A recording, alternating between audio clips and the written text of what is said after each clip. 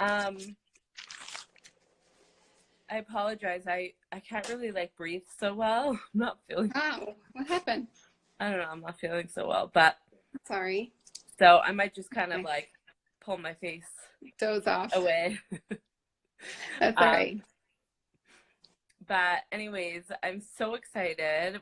We booked this like quite a while ago, and it's I so know. apropos for this time of year. Yeah. But if you could before we get started, if you could just kind of introduce yourself and like give a little bit of a background about what you do, Sure. and who you are, So where you are.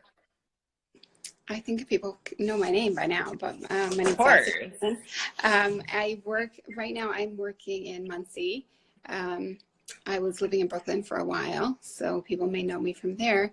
And I was working in different places, in different clinics and high-risk clinics and different places throughout Brooklyn. Once I got to Muncie, I was working for a short time in one of the clinics here, and I have a private practice. So right now I'm just in private practice. I teach social work on and off semesters in college, depending on in my mood. Yeah, that's the basics of it. I work a lot with trauma and other things. Although to me, I feel like most people have experienced some kind of trauma, whether or not they consider it that way. That's just the way that I look at the world and the way people experiencing things. So that's the way that I work mostly.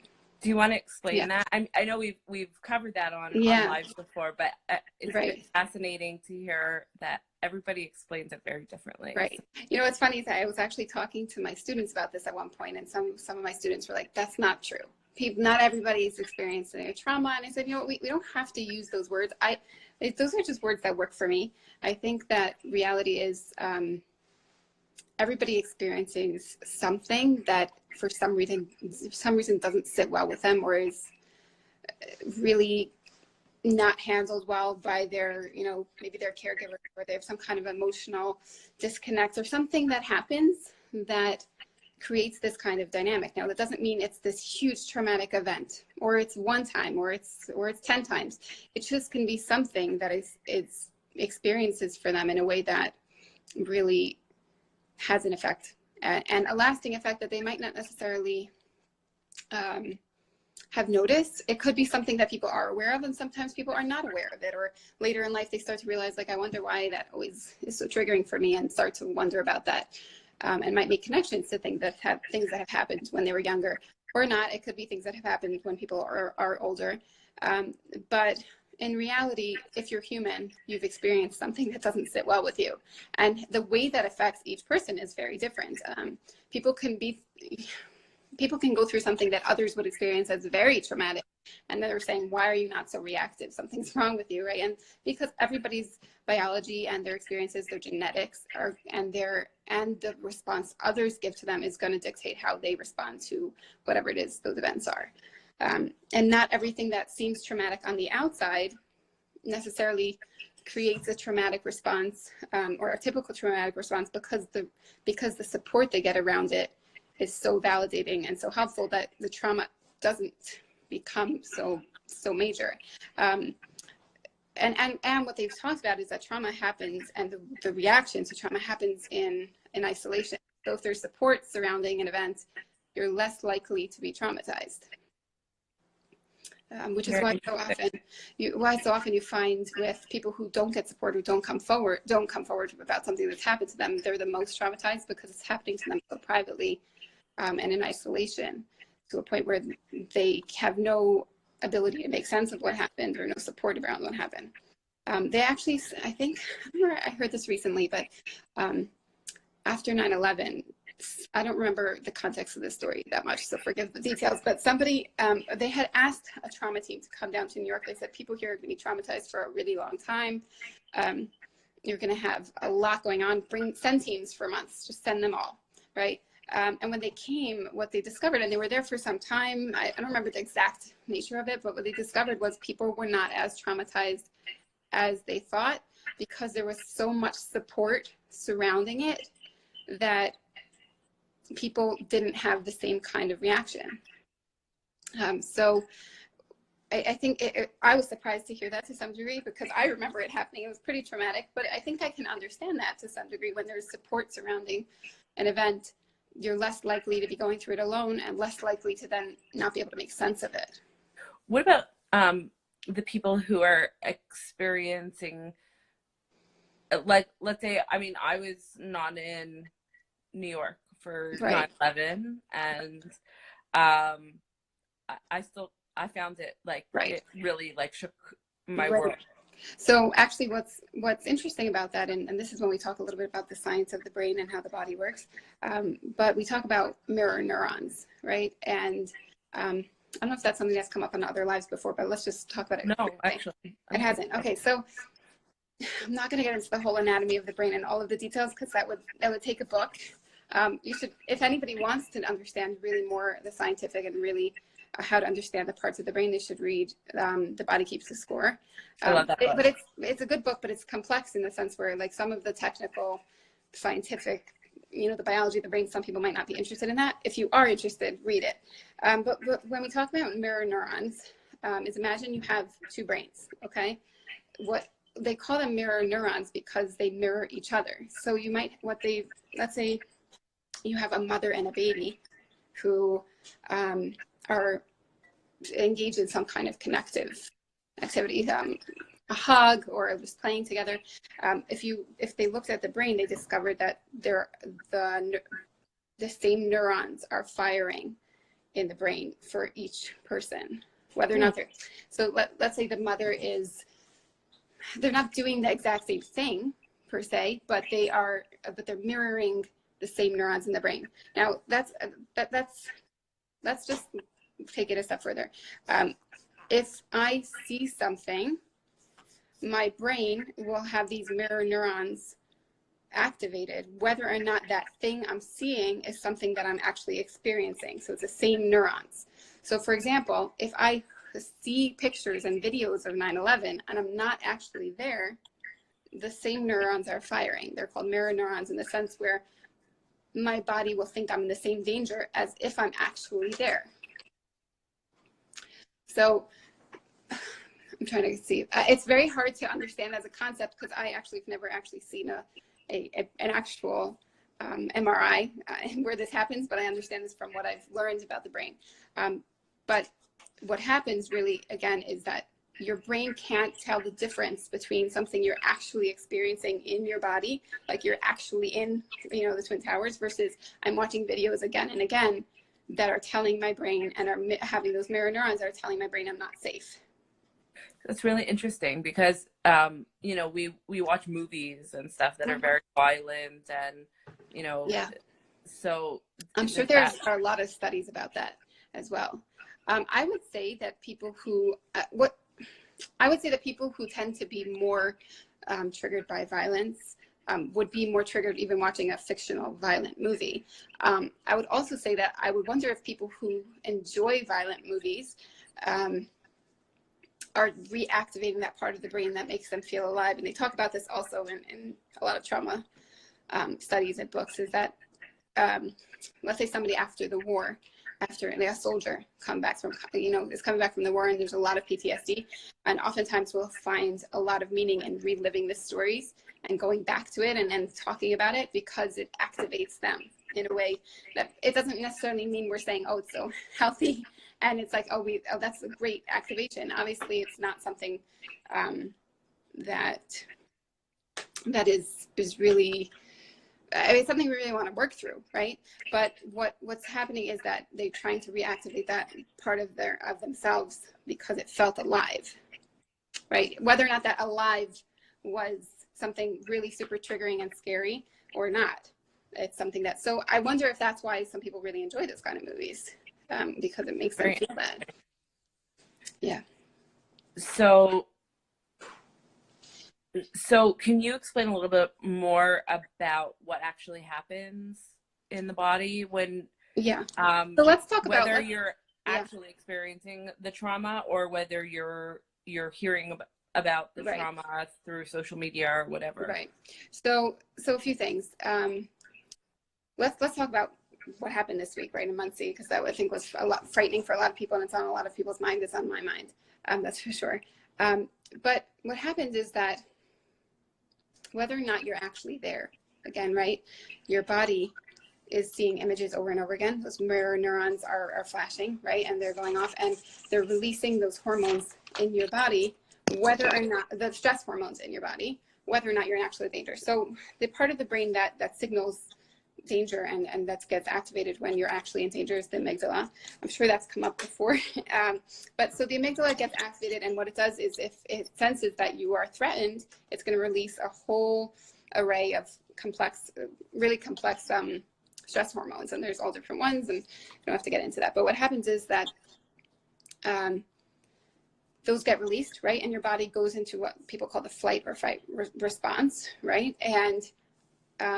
And you then are activated, right? You might feel things in your body like a racing heart, tension in different places, a lot of things people might experience, just general stress in their body, even a week later, right? People might still feel that, might feel more emotional, they might feel more tired.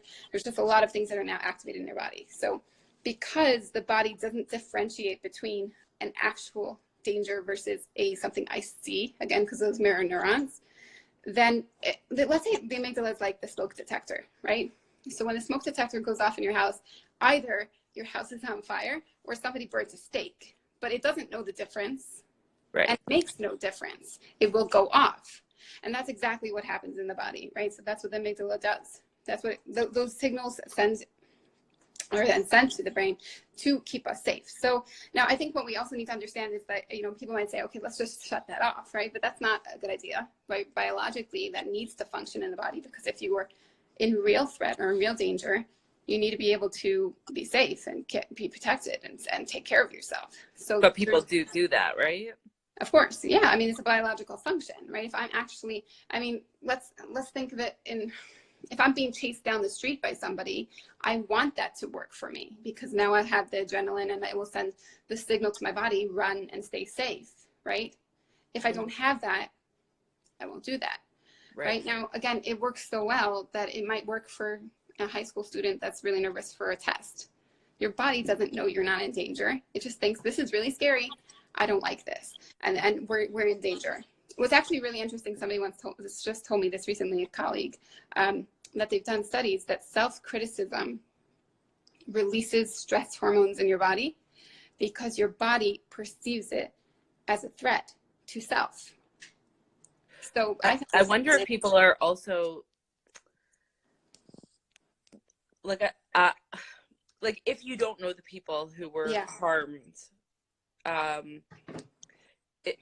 there's probably, I can imagine that a lot of people are kind of like negative self-talking, like, why are you so impacted? What's wrong with you? Like, and like you have no right to feel this way. What about people who are, I had the same feeling, right? We were pretty close to the event when it happened, but there were people who were much closer. And I said, well, then I should feel fine and they should feel scared, more. That's not really how it works. It just doesn't work that way. I could feel equally as scared whether I was in Brooklyn or Israel or somewhere else from whatever I was hearing or seeing. So, and then that's more seeing than hearing, but works, sorry. Right?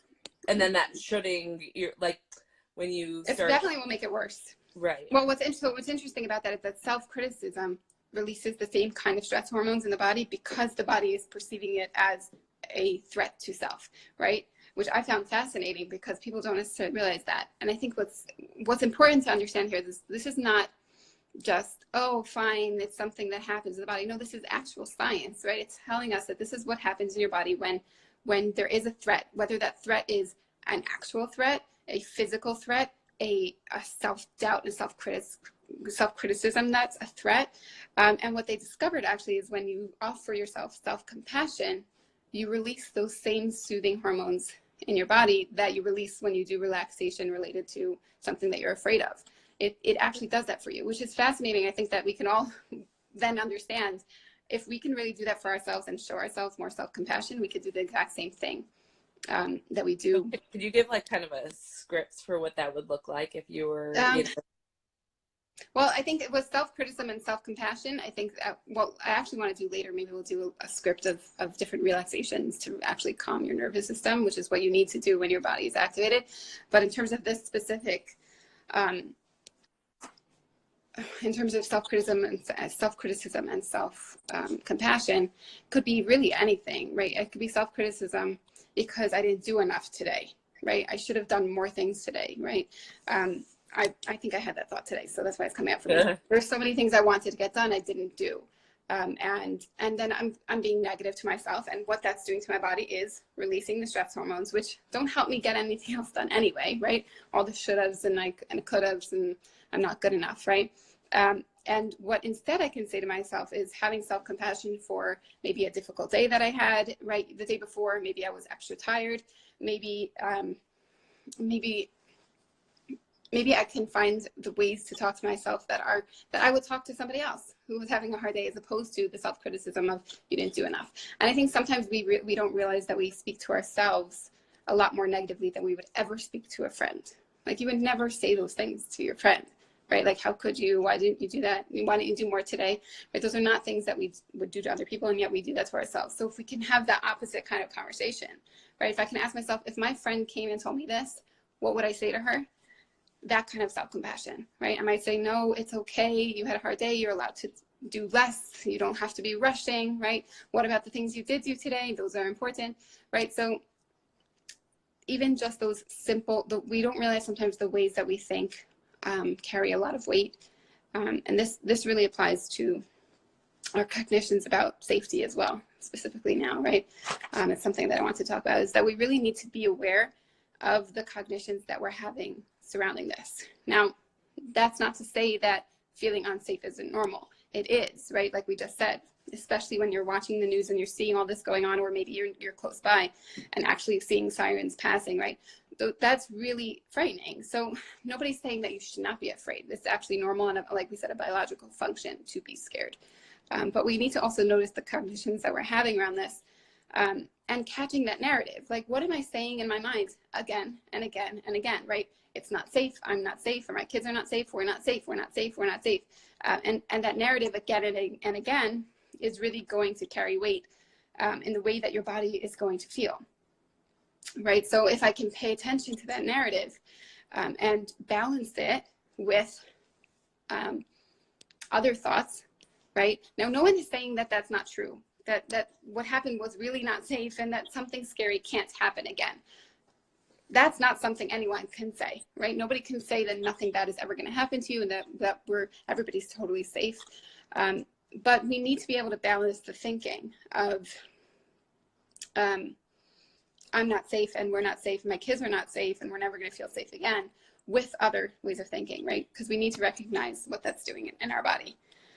So even things like when people are feeling really, really out of control, which is exactly what's going on right now, is people are feeling really, really scared and not feeling like they can control anything, is they need to find areas that they can control, the basic things that we do every day, and finding meaning in those things. So even things like cleaning or doing the laundry or going on errands, or I mean, I'm thinking in a sense of my age bracket, but anything that we do to find meaning, right? If we're going to school, or I'm doing the laundry, whatever it is I'm doing, I'm studying for a test. Those are things that I need to be able to ground myself in, and I might need to notice things like and say to myself, I'm making this dinner for my family and find meaning in that, right? Am I making this nutritious dinner for my family, and why is this important to me, and because my family is important to me, and why that is, and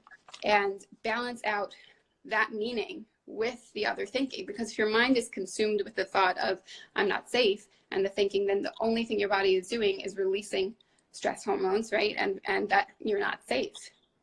So now, again, this doesn't mean to say that we can just let go of this notion that something happened that is really frightening. And I like to hold on to that duality of the fact that we can be proactive and do things to keep ourselves safe, at the same time as saying, I'm going to do things to help my body regulate and know that it is safe, right? So that meaning I'm not against people going to get, do protective measures and protecting, shuls and protecting, and having, learning self-defense or whatever it is they're doing. That's important, right? We need to be able to keep ourselves safe, but we can say that it's okay to do those two things, two things at the same time. So we can keep ourselves safe, and we can also talk back to the thinking of we're not safe. So those two things don't have to go together. Don't have to be separated, right? They need to go together. And they don't have to contradict each other, although I know that people will say that they do, right? If we're safe, so we're fine, so we don't need to do anything, right? I don't think that those two things can't be together.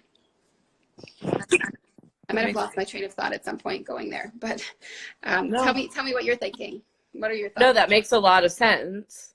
I think it's sometimes hard to keep to like opposite thoughts going at the same time. It's very hard. But I'm sure that there's some tools that. Yeah. Well, I think first of all that takes a lot of mindfulness and acceptance, right, of self. Like, right, the same way I can have two thoughts of the same, like the example I gave before. I can have a thought of I feel like I didn't do enough today, and I did some really awesome things today. And I actually can have both of those thoughts, and they don't contradict each other. Right. That's the duality of being able, the dialectics, right? They talk a lot about that in DBT, the ability to hold two separate ideas or two separate feelings or two separate anything, right? I can be upset with somebody and still love them, right? I can be upset with them and also still happy with them, right? At the same time, right? It doesn't have to be either or. And this is the same with this kind of thinking. I can do things to keep myself safe. I can tell my children that there are things that they are safe, and also tell myself that at the same time doing things to keep myself safe, right? So that takes a lot of focus and just practice, right? Really continuing to tell yourselves that again and again, being able to sit with those two things. But I think that it is really important for people to find the meaning and in the everyday activities, because if you're not paying attention to the narrative your mind is playing of that not safe, and you're just going about your daily life just hyper alert, which most of us might be right now, and not balancing it, you're really not helping yourself. Now, I'm not saying that again, I want to keep putting this out. I'm not saying that maybe you're not safe. Maybe we're not. I don't know. I can't say we are or we're not. I don't know what's going on out there. But I can say that it's not helpful for you to hold on to that thought again and again and not balance it with something else, right? You need to be able to balance it with whatever it is that you're doing that's routine for you, that you're finding meaning in, right? So that's really it's important to balance those two things. It's also important to pay attention to what's going on in our body, that's for sure. And because our body is, again, releasing those stress hormones, whether we were there or not, right? Our body feels like it's not safe right now. And again, everybody's going to react differently. That, again, like we said, is based on biology, genetics, past experiences. If somebody's been through a trauma, what happens is that because our body holds on to memories, even if you're not actively thinking of a trauma, but our body, I'm sure this has come up before in different trauma discussions, right? Our body holds on to experiences that we might not actually remember, but our body remembers and remembers what the threat feels like. So if something scary is happening, or I see something scary happening, or hear, or I see on the news, or I see on social media that something scary is happening, and my body is then triggered, my amygdala is triggered, and it's triggered to remember what it's like to be scared, what it's like to be not safe, of that time when I was not safe before. So I might be triggered even more so than somebody else. Even if you don't remember even if you don't remember it. Yeah. And even if it was unrelated type of trauma, it's just that body's experience of being unsafe. Feeling like, again, because your body is just a smoke detector, not your body, or the amygdala is just a smoke detector. It just knows it's not safe. It doesn't matter what the safety issue is. And it doesn't matter if you're actually home in your house and safe. So it's really about, and that's why we have to do the self-talk, right? And the thinking of paying attention to those cognitions, right? And paying attention to those again and again, thinking of I'm not safe, because those thoughts are creating this biological, I would say, chain of events in our body, right? Well, so I mean, when you look at social media on a day-to-day basis now, and there's Yeah, a lot. a lot of people kind of posting things that are, you know, scary, Mm-hmm. you know, there a lot of blame and a Mm-hmm. lot of like, so how do you process, like how do you process Yeah, all of that with all the build up, and right. I don't know what So, if I'm saying it I properly. think, no, I hear what you're saying. Well, I think a few things that came to mind when you said that. First of all, the night that this happened, I posted about it, like a brief thing, and I posted some names, and then I deleted it. And then I posted it again, and then I deleted it.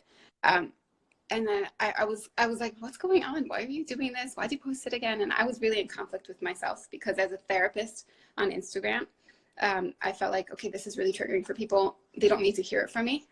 And then as a Jewish person living in Muncie with this experience, and dealing with my own fear, I'm like, people need to know about this. And I was back and forth between that. And then I said, okay, just put it on the side. They know, everybody knows now. I deleted it. And then I went on to, like, I don't remember what else I posted about being able to talk to your kids about safety, and posted some other people's stories about it, because it is really triggering. And there is a lot out there, but it's up to, first of all, it's definitely up to the consumer to decide what they look at. I at this point in my life follow tons of mental health accounts, and a lot less of other things that I used to follow. I still have, you know, my other account that I don't even remember the password to, that I used to follow all sorts of things, but I just don't want to see a lot of that content anymore. And that's my choice. But I could also say to myself, if I know something scary is going on in the world right now, I can choose to not go on social media, right? Don't look. I know people who do that. Even you know, at the time that this is going on, I see some people not responding to basic chats on their phone. Like, they don't want to see the video that you just sent, right? They're just not interested in seeing it, and they don't have to. And that is definitely a choice that we want to make. But I think once we are already carrying all of this, we need to be able to do things to regulate our body, right? So quick, back to brain science for a second again. So when this is going on, there's obviously a lot of parts of the brain, but imagine you have your amygdala here, right? And then you have, they call it like either top down or bottom up approach in terms of addressing that lack of safety and being able to calm your body down. So without the details of, I don't remember what everything is called right now, but this part of the brain, that top down, is coming from more of a cognitions kind of approach. So being able to think another thought, another helpful type of thinking to make sense of what's going on. And from bottom up is that part of the brain that's focuses on body functions, breathing, eating, moving. So we can do things from either direction to calm the amygdala and to calm that part of our body that's feeling hyper vigilant. So if I'm doing some kind of breathing exercise, it's, you know, bottom up, and then, you know, whatever it is, top down. So there are things we can actually do to calm our nervous system and to calm our body, which is important to do. If you're on social media and you're seeing a lot going on, first, if I stop looking, that's number one. Sometimes you don't realize what's going on in your body. I know we want to know, and we're curious by nature, but we hold it. We do hold it. And this is true for therapists. I think I was talking to somebody recently who was saying at a team meeting of therapists, everybody was walking around hypervigilant, right? They were walking around with stress in their body because they hear things day after day. And then this kind of event happens to our community, or even, you know, it could be even less unrelated. It depends. Obviously, it hits closer to home when things are happening again and again to target us as a people. So it feels more connected. But they were feeling hypervigilant because they're really looking out for danger, and they're also triggered because there's everything else you're already carrying, right? So you're really just carrying a lot. I would encourage people to take a step back from social media altogether. It's just not, I mean, there's so much out there. Even right now, I follow a lot of mental health accounts. Sometimes I'm like, this is overload. My brain cannot process even information I already know again and again, just so much of it. Like, sometimes you just need to not go there. I think that's important. I know it seems basic, like, how is that helpful? We want to, you have to consider what it's doing to you. And I think that could be all the messages we consume, not, non-trauma related messages about fashion, messages about body image, messages about romance, right? So much that we process that we don't even realize we're processing. It's so interesting because I've heard a lot of people say, like, because I don't like to, like, I like to take breaks from the news, but right. somehow I just know stuff right. that I don't want to know anyways. But like, right. of course, for sure. But people have said, isn't it like irresponsible to not know what's going on, or I don't know, is it? Well, look, here's my thing. When I was growing up, I can distinctively remember when the radio went on in the car, because like that's what happened. That's what people listen to in the car, the radio, and something really disturbing was on the news. I remember my mother, quickly shutting it off. We can't do that anymore. I mean, it's coming at you from everywhere. Mm-hmm. You can't turn on your phone without seeing something. Even if I choose to not actually read the news. Like I don't go to actually. And it used to be, then I just didn't know what was going on. And that was fine with me. People told me when there was something major that I needed to know about. But at this point in life and where we're at, you can't do that anymore, right? That things are coming at you and you need to be able to filter, right? And you need to be able to choose not to. And you also need to be able to then come and relax your body when your body is hypervigilant. People might not notice this is a week later after what's happened in Muncie, right? People might not notice the stress that they're holding in their body, or might not have connected it.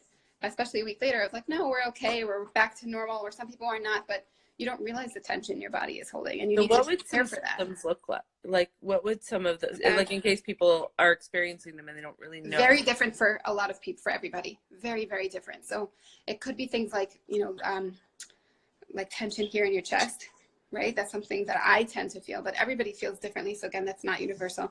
You could feel generally more irritable. You could feel more emotional. You could feel general tension in your body.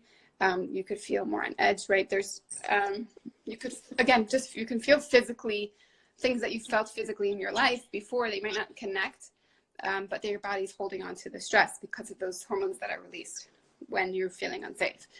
So they're there, and you have to be able to do something to calm your body. So that might be a grounding kind of exercise or a relaxation technique. There are some that maybe we'll do one as we end or something to see what we can do. But there's so much you can find online to really calm your body down. But again, because your body is holding all of the stress, it's not enough to just say it will pass, right? Your body holds it.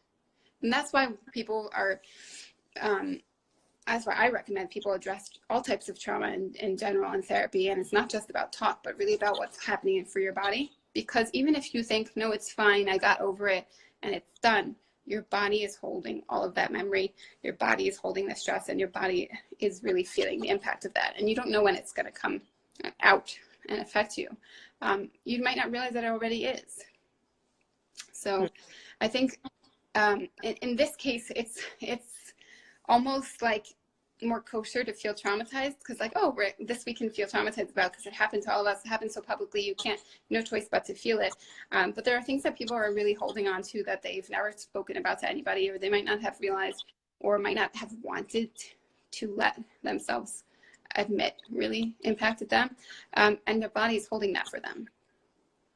So it's almost sometimes like a self-betrayal to tell yourself it's okay and not take care of it, because that part of yourself that's feeling so hurt by what happened and so unsafe is saying, like, that's not fair, right? I'm holding this.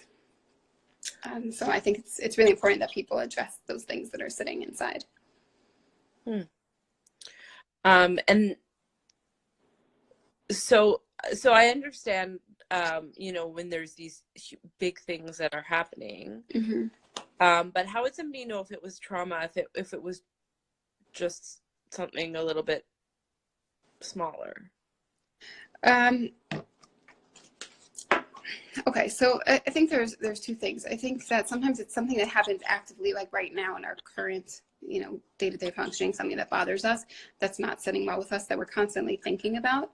Might be something to address, but sometimes we don't realize there are things that might have happened that are smaller, that happened in our history that we don't remember, but some things keep triggering us again and again. Like, why does that thing always bother me? Or why does it always bother me that certain teachers at school say this thing, right?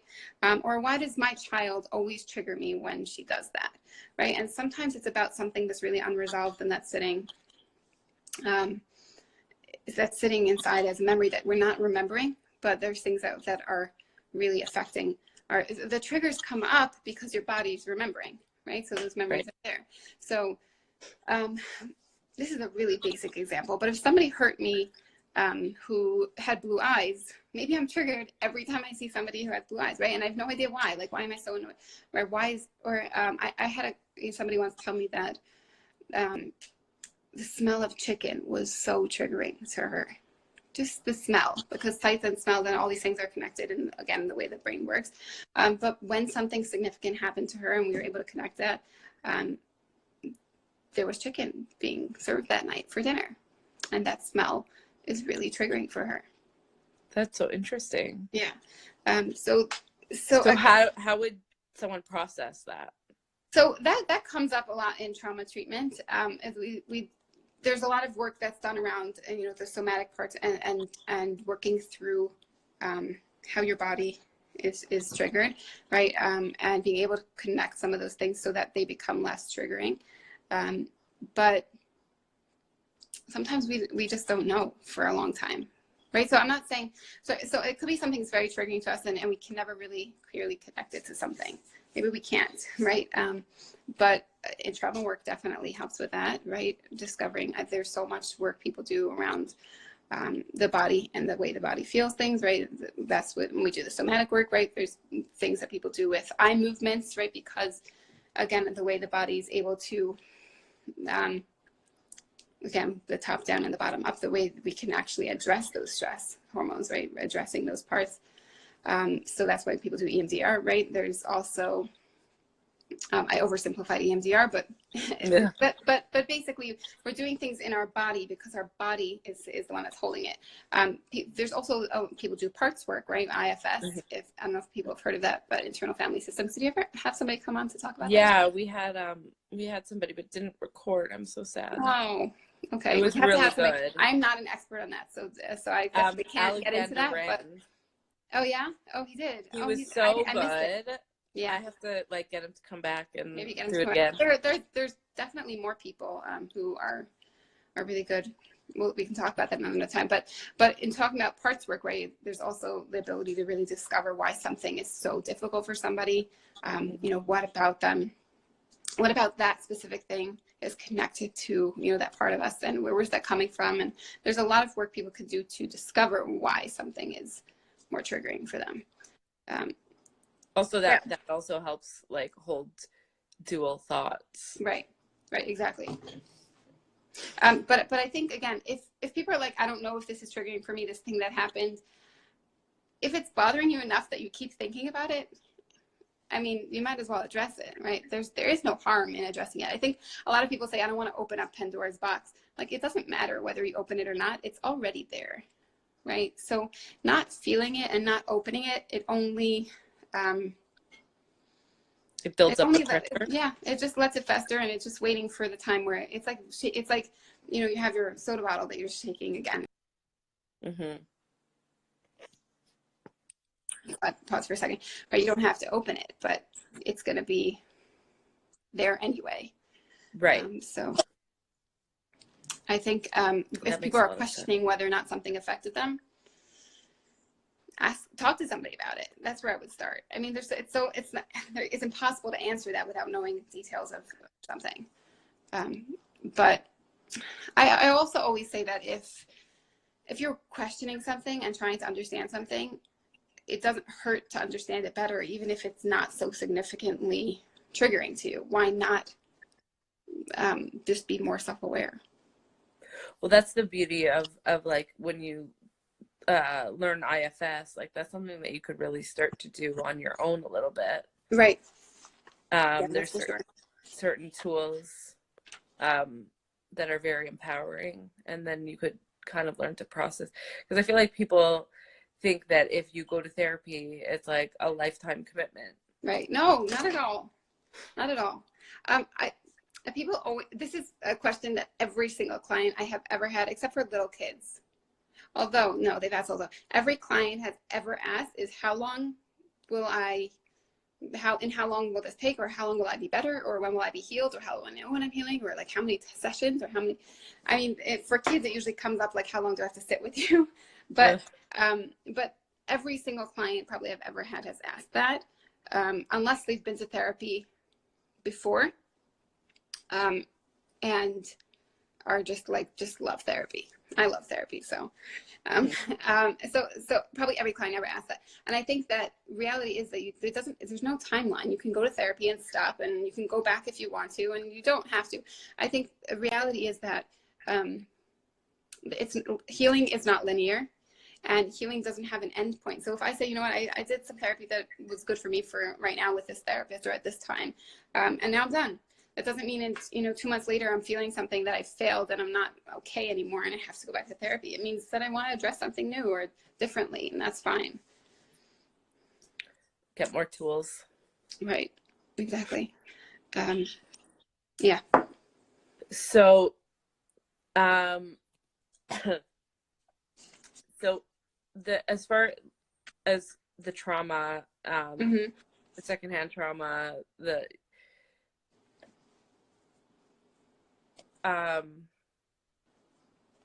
like, what would you recommend, like a kind of like how to put things into perspective a little bit for somebody?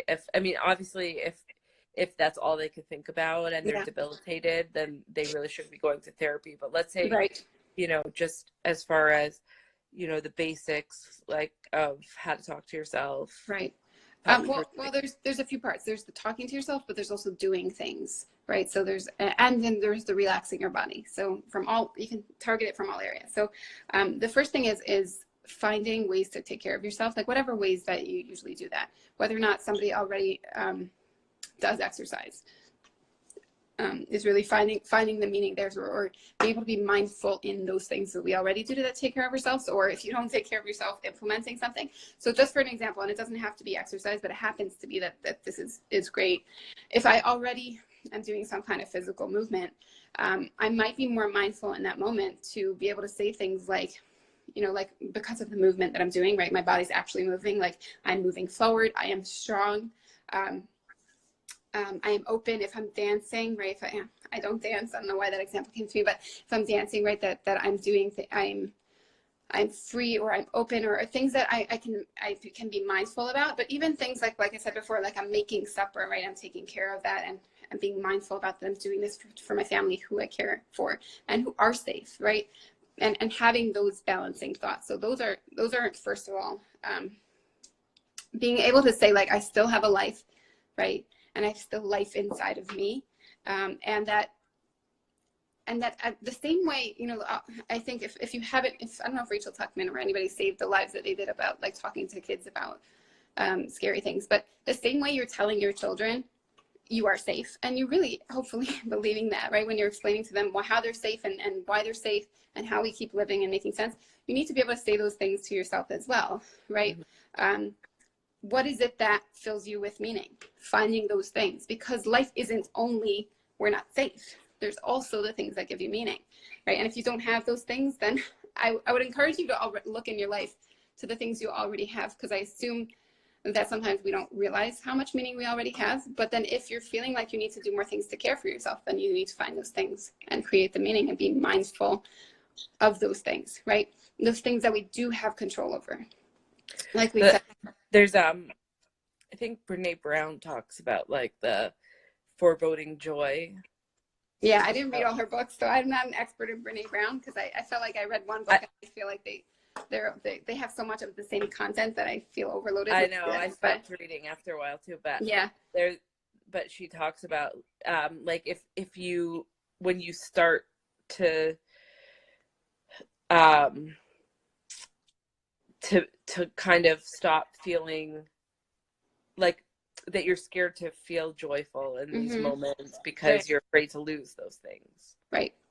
But the problem is, if you can't balance your mind with those things that really give you life and meaning, if you can't balance your mind with that, then your mind will only be filled with that narrative of you're not safe, you're not safe, you're not safe, right?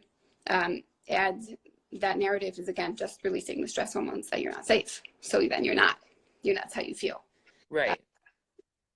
Now, again, so how could you, like, you gotta, it's like rewiring. It's being mindful, right? Is noticing the narrative, right? What is going on in my mind again and again, right? These are the thoughts that are happening.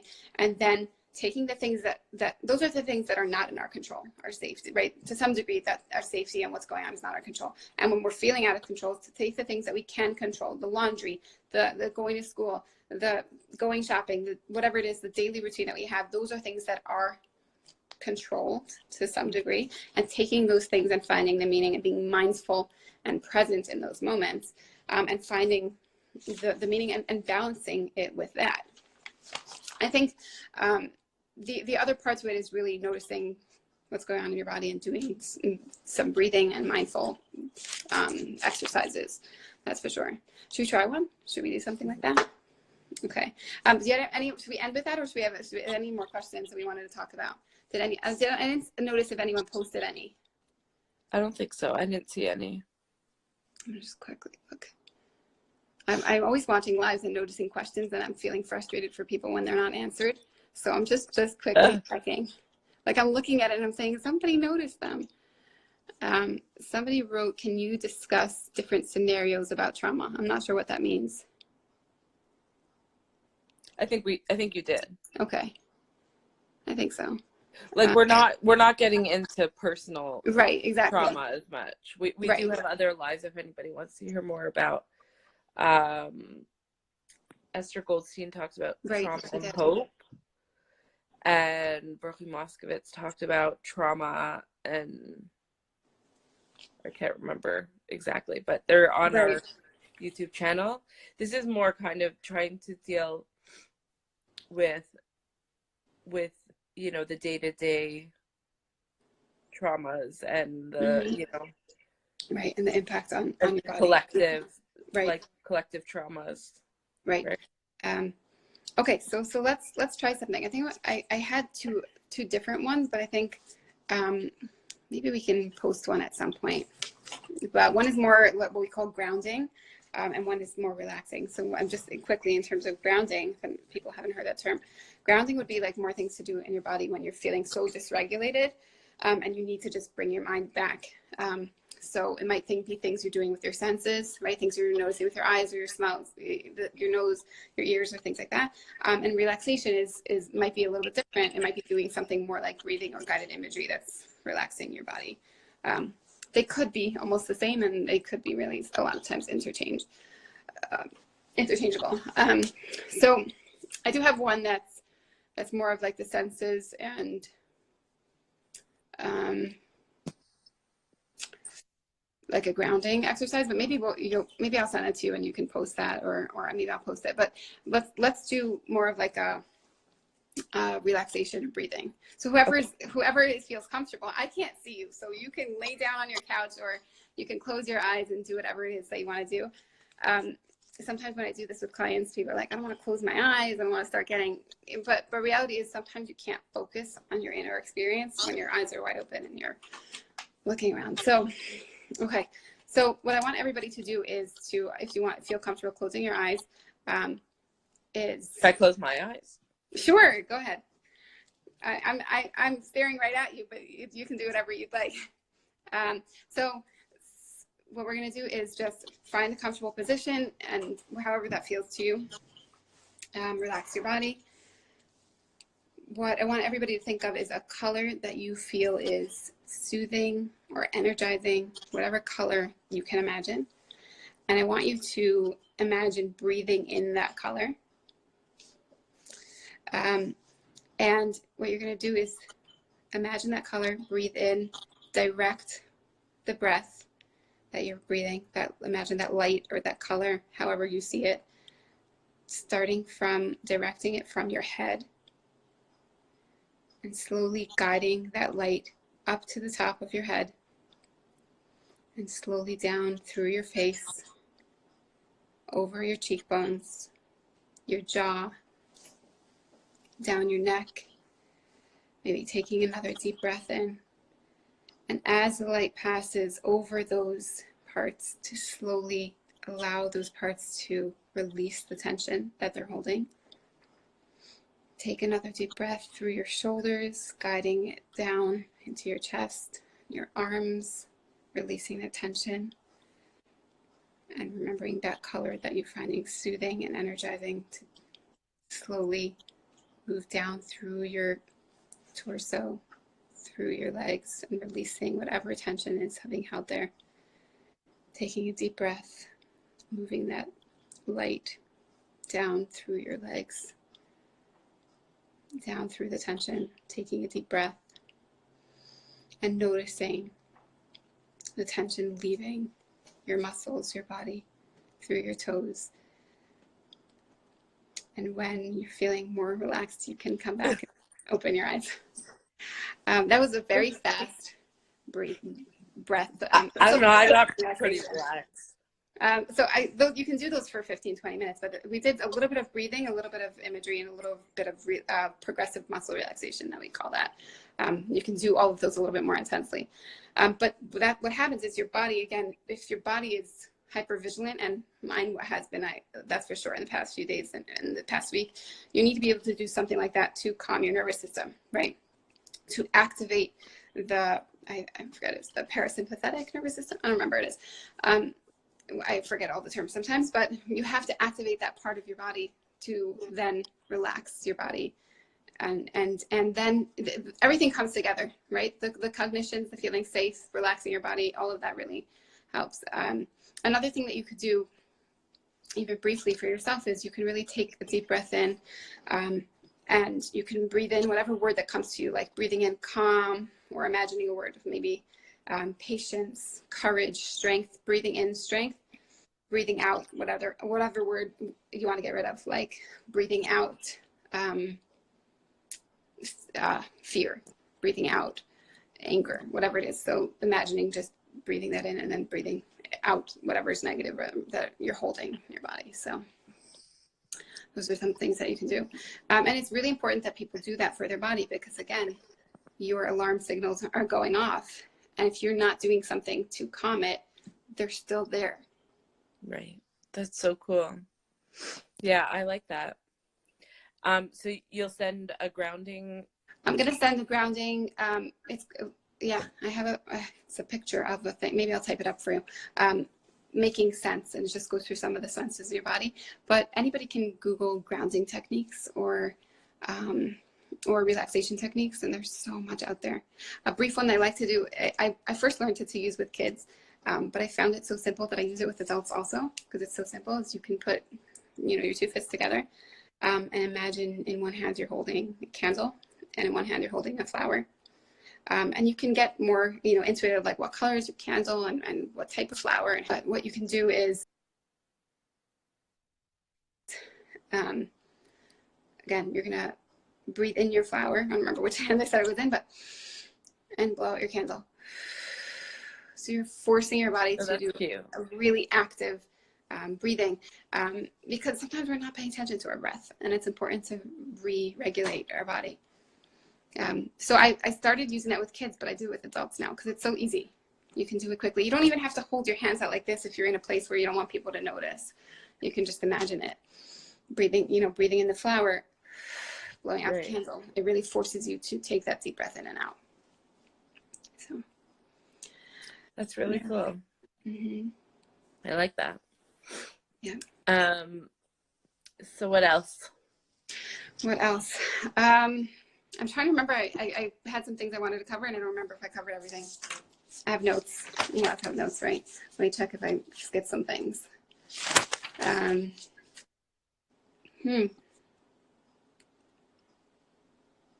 feel like you covered a lot. Yeah. I think that all of this you can go into depth on each one of these things a lot. So we kind of condensed it into this short, brief parts on all of this. But what's important to understand is that if your body is feeling dysregulated, that is normal. What happened was not normal, but what your body's reaction to it is biologically how it's supposed to happen, right? Your body is supposed to react that way. So But again, if anybody has really their own trauma history, this might be even more significant. Or the opposite. You could have your own trauma history and be so disconnected from it that this is almost not triggering to you at all. I've heard people say things like, oh, that's no, interesting. it's fine, like it didn't happen to me. And I'm like, but you were like down the block. Like, how would you not be? But it makes sense, because a lot of times people's nervous systems or their bodies are shut off, or really dissociated or disconnected. They can't access that fear. That's so because that's what keeps them safe. So, yeah. Oh, actually, I did have this quote that I wanted to read. It's from, I don't know if anybody heard of Matt Kahn. He wrote some like spiritual healing kind of books, and I didn't read them, but I did find this quote. But this is really kind of almost like an overview of what we spoke about. So when the nervous system is overstimulated, you are bound to feel unsafe in your body, unsupported by the world, lost, disconnected, unable to make wise, decisive choices, and without direction in your life. The second part of that is, and as the nervous system unwinds, your attention expands to dissolve self-doubt, to enhance your interest in listening, and to guide you toward the most inspired choices that are always in reach. So what's happening is, again, your body is so activated, you cannot access all those functions. Sometimes we refer to them as executive functions, all those things like paying attention and making wise choices. And when you're able to calm your body down and come back to yourself and calm your nervous system, things are more available to you. That's really important. Yeah.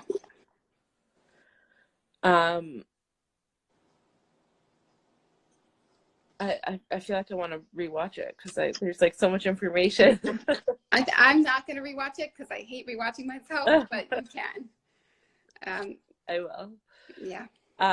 Somebody just wrote, because their body, you so stuck, but I can't get out of the nutshell. I know how it is.